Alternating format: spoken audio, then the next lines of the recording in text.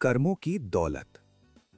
एक राजा था जिसने अपने राज्य में क्रूरता से बहुत सी दौलत इकट्ठा करके एक तरह का शाही खजाना आबादी से बाहर जंगल में एक सुनसान जगह पर बनाए तहखाने में सारे खजाने को खुफिया तौर पर छुपा दिया था।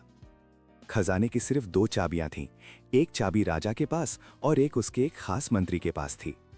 इन दोनों के अलावा किसी को भी उस खुफिया खजाने का राज मालूम ना था।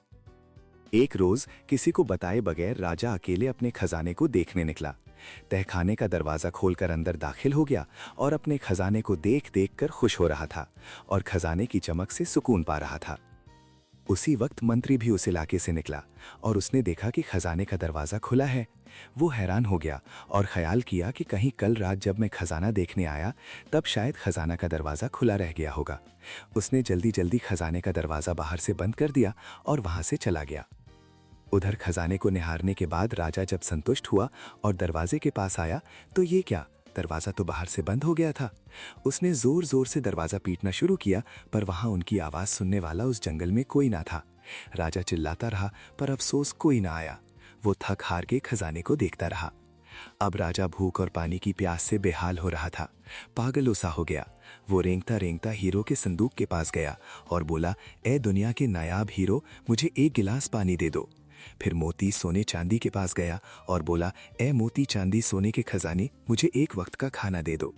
राजा को ऐसा लगा कि हीरे मोती उसे बोल रहे हों कि तेरे सारी जिंदगी की कमाई तुझे एक गिलास पानी और एक समय का खाना नहीं दे सकती। राजा भूख से बेहोश होकर गिर गया। जब राजा को होश आया तो सारे मोती हीरे बिखेर के दीवार के पास अपना बिस्तर बनाया और उस पर लेट गया। वो दुनिया को एक पैगाम देना चाहता था लेकिन उसके पास कागज और कलम नहीं था। राजा ने पत्थर से अपनी उंगली फोड़ी और बहते हुए खून से दीवार पर कुछ लिख दिया।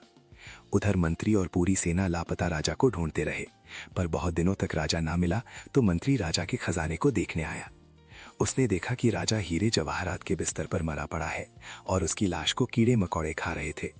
राजा ने दीवार पर खून से लिखा हुआ था, ये सारी दौलत एक घूंट पानी और एक निवाला नहीं दे सकी। यही अंतिम सच है। आखिरी समय आपके साथ आपके कर्मों की दौलत जाएगी। चाहे आप कितने भी हीरे, पैसा, सोना चांदी इकट्ठा कर लो, सब यहीं रह जाएगा। इसीलिए जो जीवन आपको प्रभु ने उपहार स्वरूप दिया है उसमें अच्छे कर्म, लोगों की भलाई के काम कीजिए बिना किसी स्वार्थ के और अर्जित कीजिए अच्छे कर्मों की अनमोल दौलत जो आपके सदैव काम आएगी।